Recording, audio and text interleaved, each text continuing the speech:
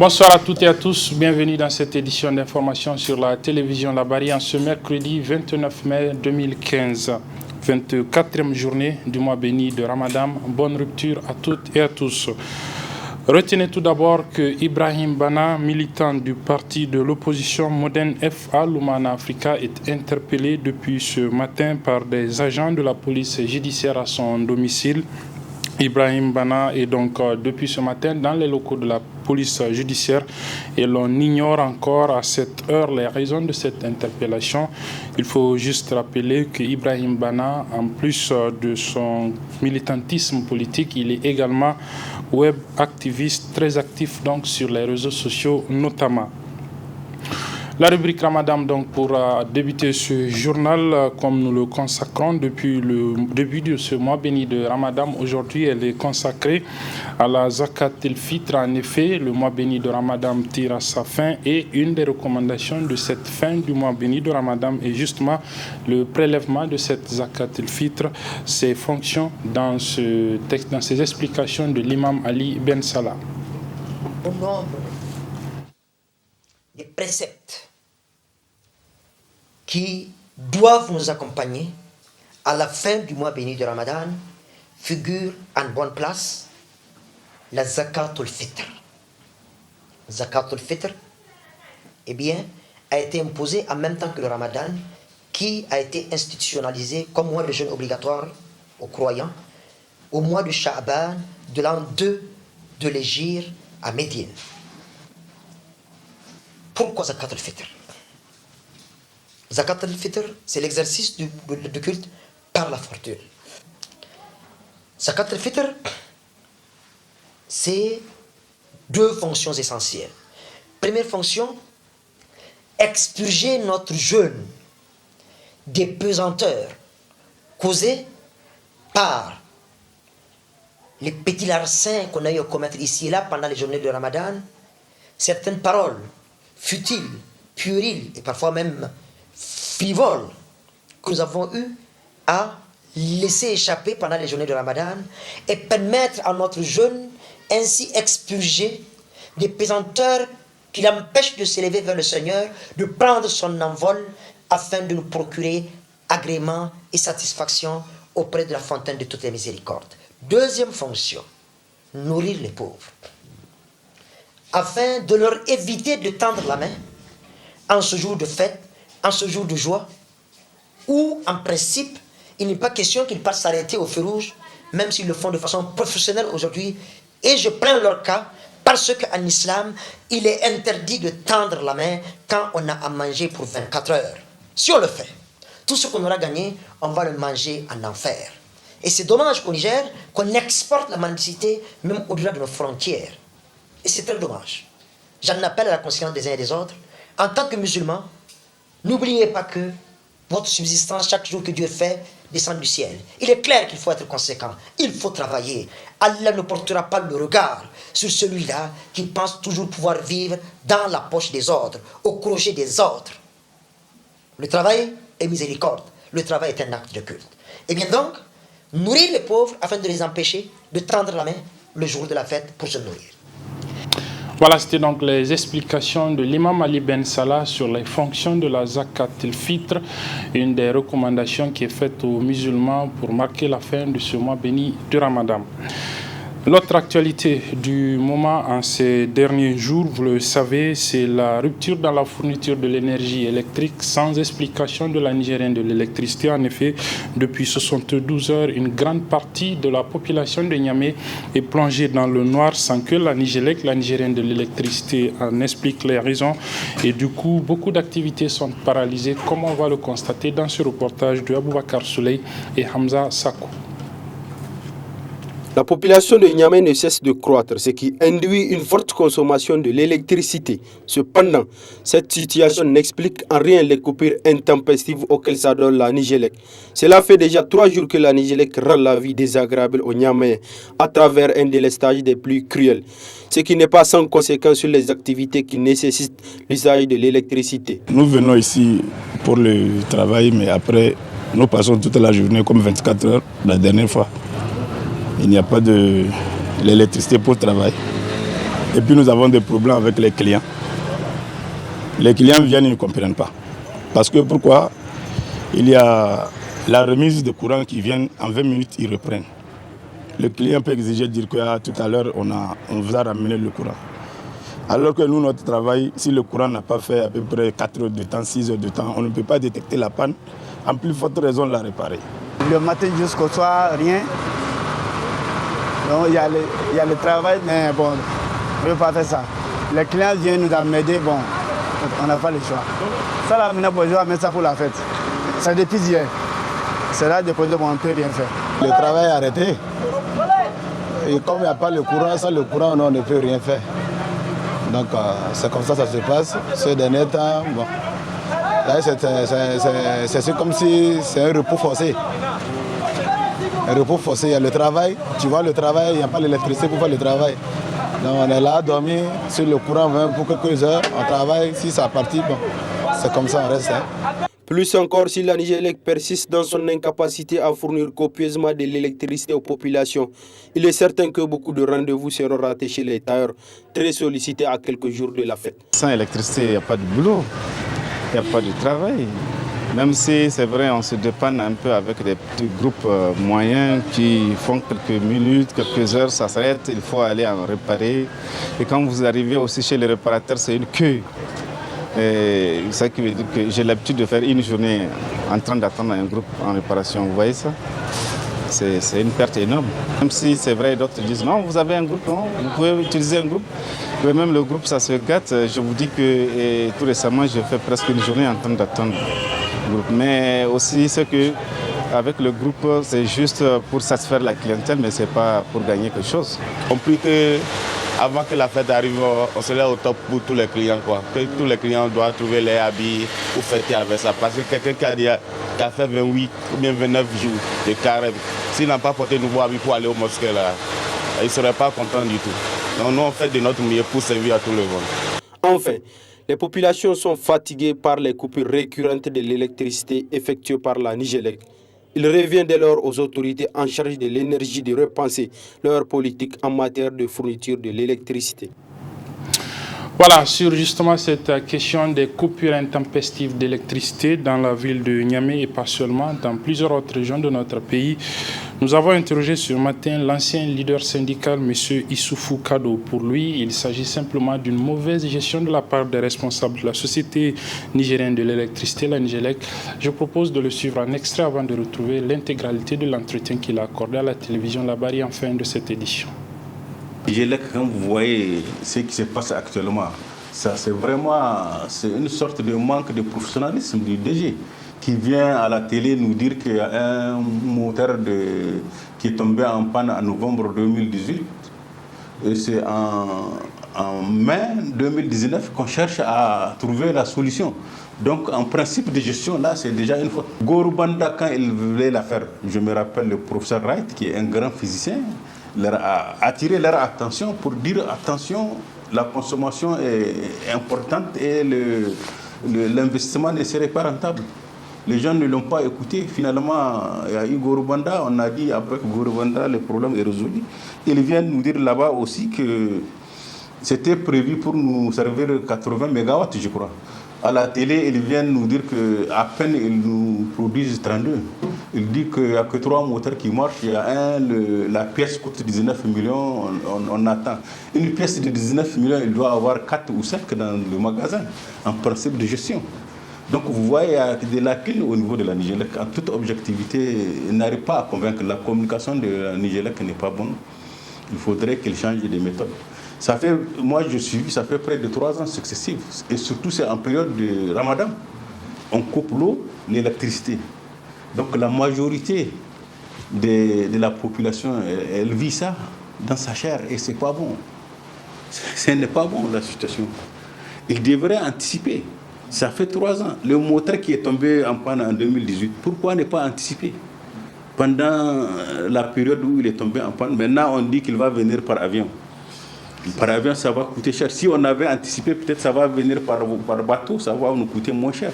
Donc vous voyez, moi je pense au niveau de la Nigélec qu'il y a un problème de gestion qui se pose. C'est plutôt un problème de gestion et de communication. Voilà, Issoufou Kado que vous allez retrouver donc en intégralité à la fin de cette édition. Remise de dons cet après-midi dans l'enceinte de l'école primaire Kirkisoy, c'est dans le 5e arrondissement communal de la ville de Niamey. Un don remis par l'association Darul Yattama aux orphelins du quartier Kirkisoy à l'occasion de ce mois béni de Ramadan. Le don est composé de vivres et de quelques billets de banque, comme nous le rapportent nos reporters Chebou Guisso et Abdelrazak Hamidou. C'est un acte noble que vient de poser là l'association Darul Yattama. En effet, cette association vient de remettre un don aux orphelins du quartier Kirkisoy. Ils en sont à leur 3e édition, don composé de vivres et d'espèces. Contrairement aux autres années, cette année, on a eu un appui financier et matériel de la part de certaines institutions de la place. Nous vous remercions vivement que Allah les récompense pour cet acte en faveur de veuves et orphelins. Donc, j'ai nommé la RMP, la Fondation Gouri, le Grand Hôtel du Niger, l'Hôtel des Rouniers, et les établissements Issa Idrissa. Il y a aussi le cabinet FCA et le cabinet comptable IAC et l'Hôtel Gawé. Donc, pour cela, il y a aussi SCA, Société de transformation alimentaire. Ils ont eu aussi à nous aider dans ce sens. Donc, Allah SWT agrée leur œuvre et que leur récompense, la meilleure des récompenses qui se trouve être la Jannat al-Firdaus. Et qu'ils acceptent nos œuvres et les œuvres de tous ceux qui ont contribué à cette donation. Cependant, les responsables de cette association sont confrontés à quelques difficultés. Donc ils comprennent que nous, on est là pour les œuvres et les orphelins. On est là, ce ne sont pas des gens qui n'ont pas de boulot, qui cherchent à s'enrichir sur le dos de cette couche sociale. Non, on est tous des travailleurs, on est tous des commerçants. Mais seulement, la seule différence, c'est que nous, on a fait en sorte qu'on puisse bénéficier d'un certain temps, donc dans notre vie, en faveur des veuves et orphelins. Donc c'est vraiment que les gens nous comprennent et j'espère que la prochaine fois, beaucoup vont nous répondre quand même favorablement. Les bénéficiaires ne cachent pas leur joie. Nous trouvons cette initiative très bien. Nous, les mères des orphelins, chaque fin du Ramadan, ils nous offrent des dons pour nos enfants. On est très contents. Chaque année, parfois l'enfant aura 10 000 avec des sacs de 1000 encore. On est très contents de cette association. Les enfants aussi sont très contents. Que Dieu les bénisse. Ainsi, cette année, c'est un peu moins de 200 jeunes orphelins qui ont bénéficié de ces dons. L'objectif des responsables de l'association Darul Yattama et de leur accompagnateur, qui est de voir ces enfants sourire à quelques jours de la fête, sera sans nul doute atteint. Le jeu Quiz Ramadan de la compagnie de téléphonie Move Niger se poursuit. Ce matin, il a été procédé à la remise des lots aux gagnants de la 3e semaine de ce mois béni de Ramadan en présence de nos reporters Chebou Guisso et Harriata Salah. À travers cette cérémonie, c'est encore 10 autres abonnés de Move Niger qui ont joué et accumulé beaucoup de points au jeu Quiz Ramadan qui ont reçu ces lots de vivres. Une façon pour Move Niger de rester aux côtés de ses fidèles clients et de les accompagner dans ce mois béni de Ramadan. Cette 3e remise de lot de vivres porte à 30 le nombre de gagnants de Move Quiz Ramadan. Nous sommes à notre 3e remise de lot Quiz Ramadan. Nous avons récompensé 10 gagnants comme d'habitude. 3 gagnants à Niamey, 1 à Maradi, 1 à Dosso, 1 à Magaria, 1 à Myria et 1 à Kinta. Donc nous rappelons que chaque lot est constitué d'un sac de riz, un carton de sucre, un bidon d'huile, un carton de lait, un chapelet, un tapis et un courant. Nous invitons les abonnés à continuer à jouer pour être récompensés. Et nous rappelons également que la dernière remise se fera la semaine prochaine. Pour être récompensé, l'abonné envoie Move au 4046. Il reçoit un certain nombre de questions islamiques. À chaque fois qu'il répond et qu'il a une bonne réponse, il gagne 5 points. Lorsque c'est une mauvaise réponse, il gagne 1 point. Et les points cumulés permettent à l'abonné d'être récompensé à la fin de la semaine. Donc nous prenons les abonnés qui ont le plus de points, les 10 abonnés qui ont le plus de points par semaine et nous les récompensons. L'un des gagnants de Kiz Ramadan a très aimé saluer cette initiative de Move en ce mois béni.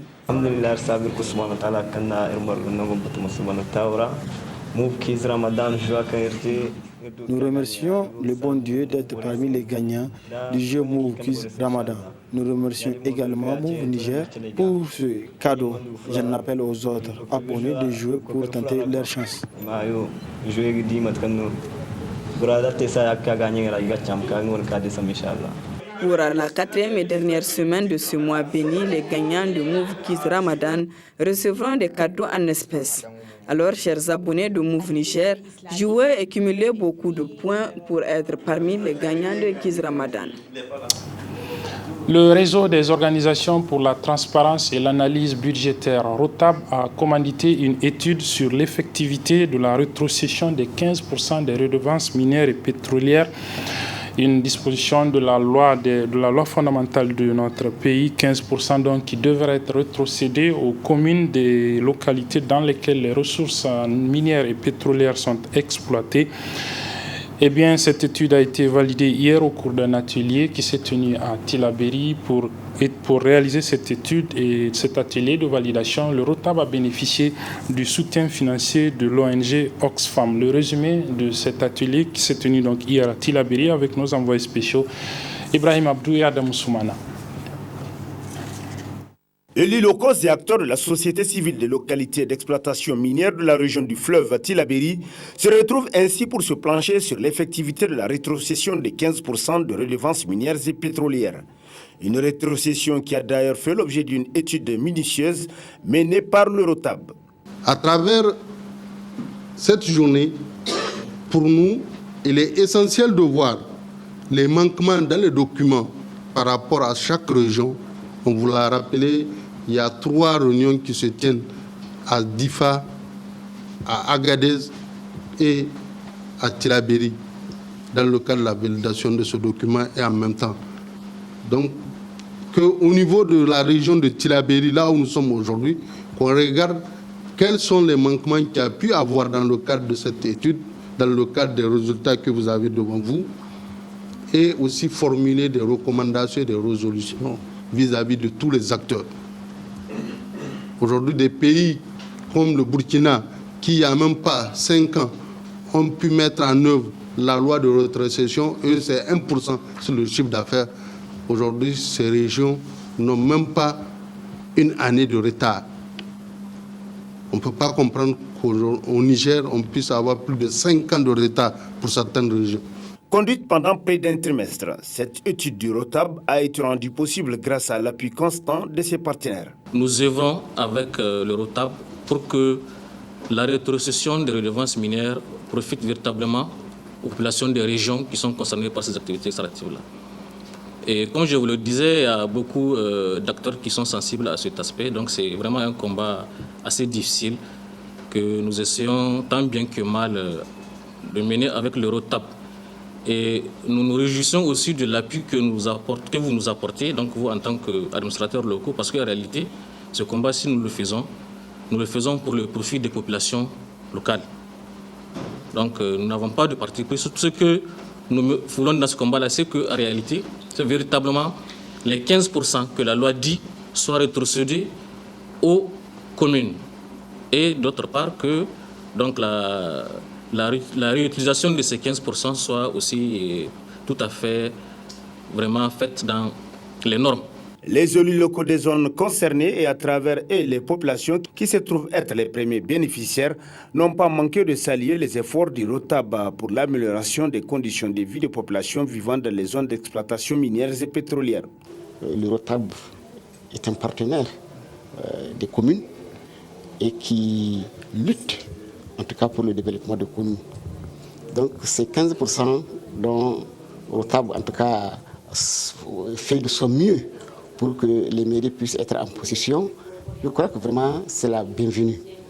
C'est la bienvenue. Donc cet atelier auquel nous assistons actuellement, vraiment nous en sommes très reconnaissants et vraiment c'est vraiment une très bonne chose pour nos différentes communes ici présentes. Nous sommes là aujourd'hui pour valider un document qui est très important, qui va aider les communes et la population à avoir un peu plus clair sur la gestion de ces fonds-là et à tous les niveaux. Nous pensons qu'avec l'étude que Rotab a menée, peut-être si ils font un plaidoyer au niveau des autorités, ils peuvent améliorer. C'est en ce temps, on peut voir l'impact, la visibilité. Mais présentement, on ne voit pas la visibilité. Il n'y a pas d'impact au niveau de nos communes. Cette étude sur l'effectivité de la rétrocession des 15% de redevances minières et pétrolières, dont la validation fait l'objet de la présente rencontre dans la capitale du fleuve, permettra sans nul doute d'impacter positivement la vie des populations des zones d'exploitation minières et pétrolières, conformément au combat que s'est assigné le réseau des organisations pour la transparence et l'analyse budgétaire ROTAB. Pour appuyer l'agence UA Niger 2019 dans l'organisation du sommet des chefs d'État de l'Union africaine qui va se tenir en juillet prochain ici à Niamey, la Direction générale des douanes a fait un don ce matin à cette agence, un don de matériel d'une valeur d'environ 12 millions de francs CFA. La réception de ce matériel a eu lieu ce matin dans les locaux de l'agence. Le résumé dans ce reportage de Ismaël Daouda et Lawali Yahaya. Il s'agit d'un don composé de 500 imperméables et 300 appareils manuels de signalisation routière. Des outils qui permettront aux agents qui seront mis à la disposition des autres d'être dans les meilleures conditions de travail. Un geste symbolique, dira le directeur général des douanes. C'est juste vraiment une modeste contribution. C'est vraiment symbolique. C'est juste 500 imperméables que nous avons mis à la disposition de l'agence UA19 par rapport donc à l'organisation. Ça sera fait, comme il a dit, en juillet. Il y aura la pluie.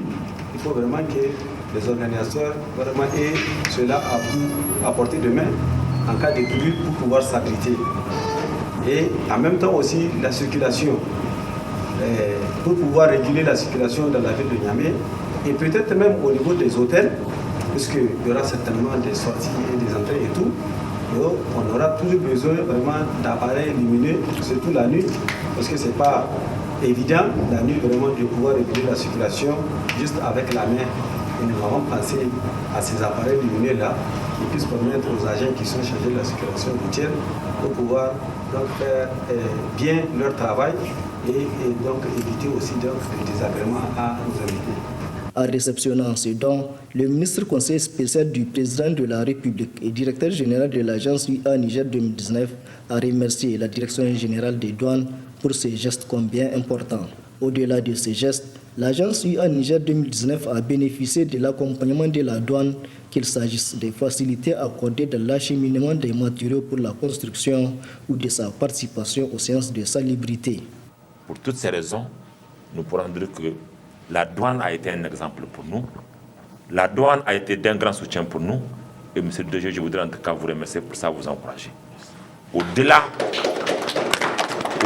de votre mission de protection de l'économie nationale, au-delà de votre mission de mobilisation des ressources, vous êtes allé encore plus pour apporter votre contribution et répondre à l'appel de son Excellence, M. le Président de la République, qui a invité l'ensemble des Nigériens à se mobiliser pour faire de ce sommet une réussite.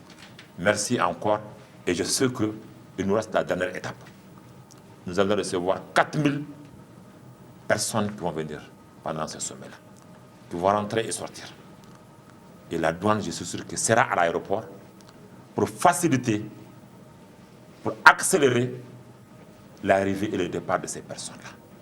S'agissant de ce point, la douane dit avoir pris déjà le devant pour l'envoi de ses agents en voyage d'études pour s'inquiéter du fonctionnement des aéroports ayant les mêmes normes que le nouvel aéroport de Niamey afin d'éviter des désagréments aux autres qui seront à la conférence de l'Union africaine. Sport, football, avant la partie magazine de ce journal, il s'agit des demi-finales de la Coupe nationale qui sont jouées. Une d'elles a opposé l'Union sportive de la Gendarmerie nationale à l'Association sportive des forces armées nigériennes. Au finish, c'est la Gendarmerie nationale qui a remporté la rencontre sur le score d'un but à 0. Le résumé avec Aboubakar Souley et Abdelrazak Hamidou.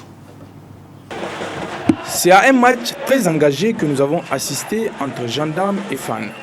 Un match qui s'est soldé par le score de 1 but à 0 en faveur de l'USGN. But marqué en première période.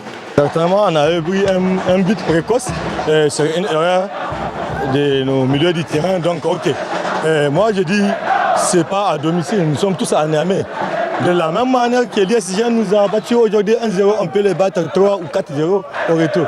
Donc aujourd'hui, ils ont eu la part de l'arbitre. Je n'ai jamais dit ça, mais aujourd'hui, je le dirai parce que nous venons d'égaliser clairement un but clair et nous a empêché ça. Voilà. Mais nous allons partir, reprendre le travail et on y croit. Comme l'adage le dit, on ne change pas une équipe qui gagne. Parce que la dernière fois, quand on a fait des changements vers la fin, on s'est rendu compte avec le jeune, ce n'est pas facile. Donc on a laissé les mêmes joueurs qui étaient dans le même rythme, dans la même concentration, dans le même état d'esprit finir le match. Ce qu'ils ont pu faire, vraiment chapeau à eux, c'est leur victoire. Et maintenant, c'est une manche, il reste la seconde partie. On va tout faire, n'est-ce pas, pour faire encore une belle prestation et se qualifier en finale de Inch'Allah. Nous avons un état d'esprit, on a su inculquer aux joueurs. Nous allons garder le même état d'esprit, Inch'Allah, jusqu'au bout. On a compris qu'ils étaient dans le match, il ne fallait pas aussi faire des changements pour faire des changements. Il faut garder le même état d'esprit, c'est ce qu'ils ont pu faire, et contenir l'adversaire. Et jusqu'au bout, c'est ce qu'on a reçu. On n'est pas à l'abri, on a fait une partie du chemin, on fera l'autre partie, Inch'Allah. Le match retour de cette demi-finale de la Dame Coupe aura lieu le vendredi 31 mai 2019. Tandis que dans l'autre demi-finale, Renaissance et Sonidep, dont le match aller s'est aussi soldé par 1-0 en faveur de Sonidep, le retour se jouera demain, jeudi 30 mai 2019, Inch'Allah.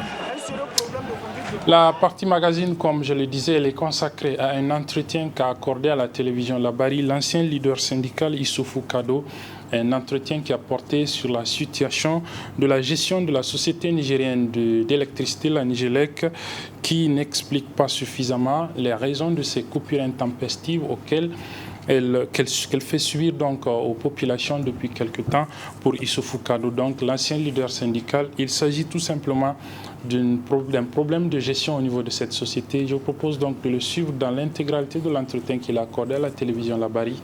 Très bonne réception et bonne suite des programmes.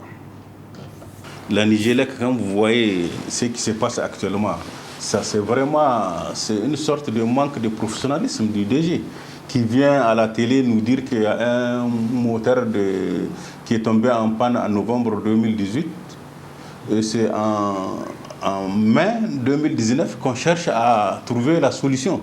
Donc en principe de gestion, là c'est déjà une faute. Gorubanda, quand il voulait la faire, je me rappelle le professeur Wright, qui est un grand physicien, leur a attiré leur attention pour dire attention, la consommation est importante et l'investissement ne serait pas rentable. Les gens ne l'ont pas écouté. Finalement, il y a eu Gorubanda. On a dit avec Gorubanda, le problème est résolu.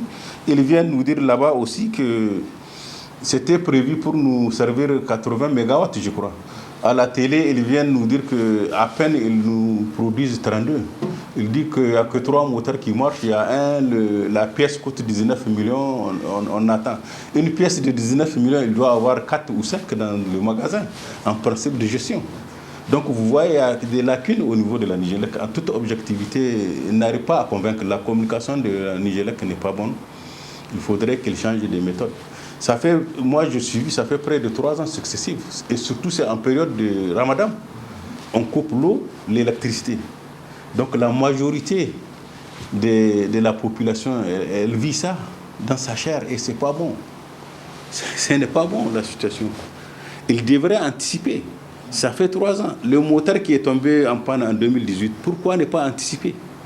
Pendant la période où il est tombé en panne, maintenant on dit qu'il va venir par avion. Par avion, ça va coûter cher. Si on avait anticipé, peut-être ça va venir par bateau, ça va nous coûter moins cher. Donc vous voyez, moi je pense au niveau de la Nigélec, là, il y a un problème de gestion qui se pose. C'est plutôt un problème de gestion et de communication. Par exemple, le problème de l'eau. Récemment, j'ai vu le ministre de l'Hydraulique a réglé des problèmes de forage au niveau de Talagui. Actuellement, si on ne fait pas attention, le fleuve, c'est la période de l'eau rouge là qui vient.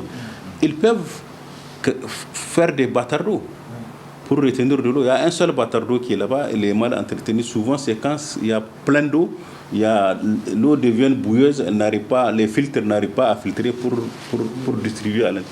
Ils peuvent créer des petits forages de surface. En cas de difficulté de l'eau rouge du fleuve, pour que les forages puissent venir en emploi. C'est des aspects comme ça qu'on doit tenir compte. Moi, si on tient compte de mon avis, la SPEN là et la SEN doivent être fusionnés en fin de contrat. Puisque leur contrat doit finir, je crois, bientôt. Il fallait les fusionner et que l'État prenne en charge le contrôle. Parce que le fait de laisser le contrôle à des privés, à un moment donné, on nous a fait croire quand c'est privatisé, la production sera bonne. Apparemment, vaut mieux même que ça soit, on n'est pas sorti de l'auberge. Les problèmes continuent. Moi, je pense que l'État doit prendre ses responsabilités. La SPEN, là, n'arrive pas à faire des investissements qu'il faut.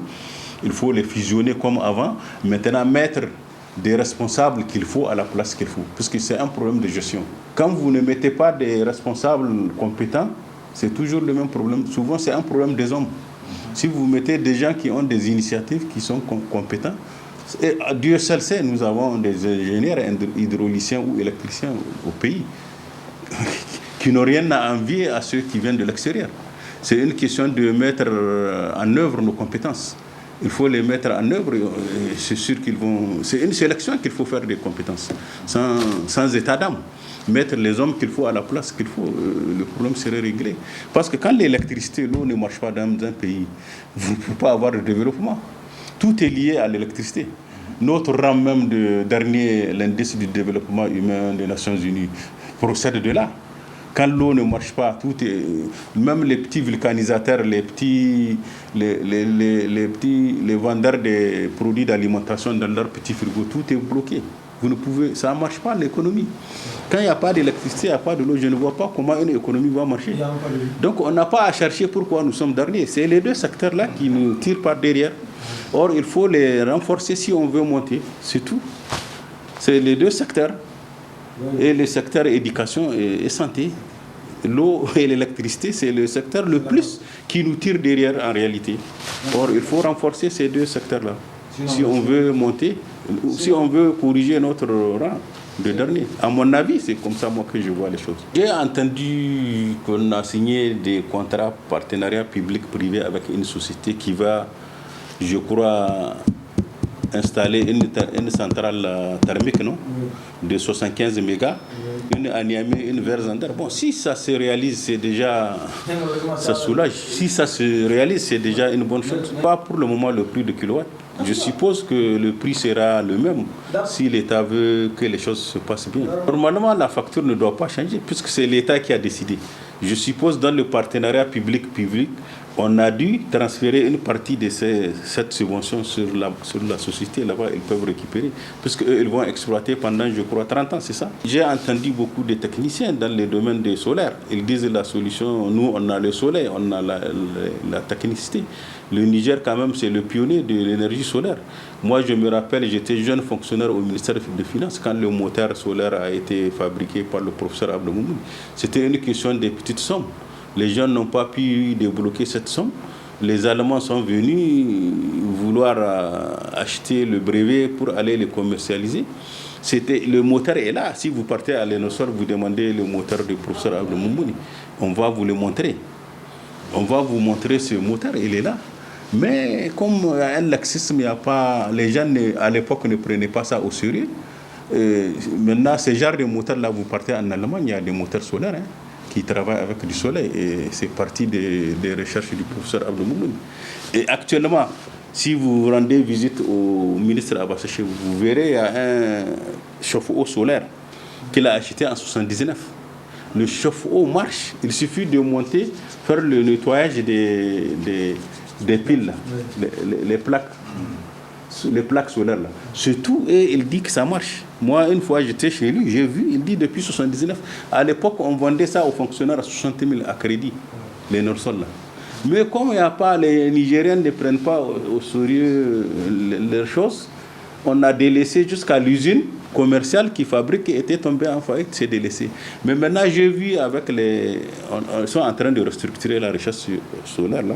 Peut-être avec les jeunes qui sont là, ça va aller.